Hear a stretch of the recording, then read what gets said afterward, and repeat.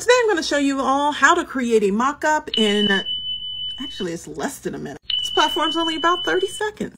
To be honest, I think it's even 10 seconds. Let's go. First thing you want to do is go to buymecoffee.com/Jaws. You want to click on the notes. Once you're inside the tools list, you're going to go ahead and click on smartmockups.com. From there, you're going to hit Smart Mockups and you're going to go ahead and click on Upload Image. For this example, I'm going to use my book image. So we're going to go ahead and upload my book.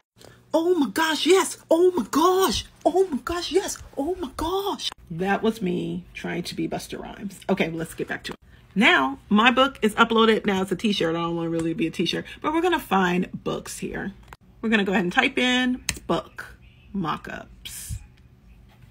Now, once we're inside, that's why I messed up. I have to upload the image again. Hold on, let me grab it. I now can download different mockups of my book and use them for promotion. Looks like I'm going to go with this one. If I click on it, I can just go ahead and download, and there you go. What did I say?